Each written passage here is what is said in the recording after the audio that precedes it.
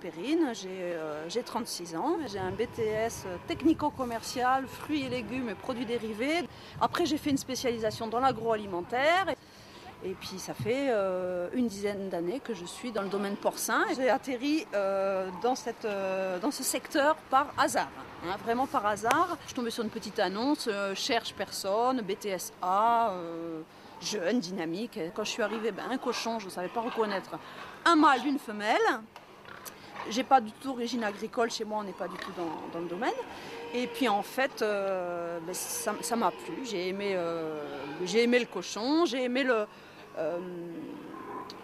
travail lui-même, la façon de travailler, les horaires, l'indépendance dans le travail. On n'est pas dans des grosses structures de 50 employés, où on est cadré, fliqué, etc. etc.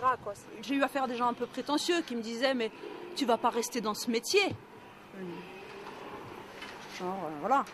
Et moi je disais « si, je vais y rester, je m'y plais, quoi. Je suis sereine quand je pars au travail ». Voilà. Les femmes dans les porcheries, on les voit effectivement plus souvent dans les maternités que dans les autres secteurs, que ce soit les gestantes ou les charcutiers, donc qui sont les gros cochons.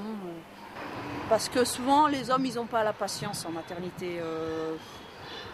Chouchouter les truies, faire attention à surveiller, qu'elles ne les écrasent pas, compter, bon là, elle m'en a fait un il y a 20 minutes, attention, si elle ne le fait pas, c'est qu'il bloque quelque part le porcelet. Voilà. Il faut être présent et c'est vraiment un temps plein. Là. Quand c'est les mises bas, on est dedans. J'ai toujours eu des propositions de travail. J'ai pas eu de difficultés. Mais j'ai fait mes preuves, premièrement. Du moment où je les ai fait, alors ça s'est toujours bien passé.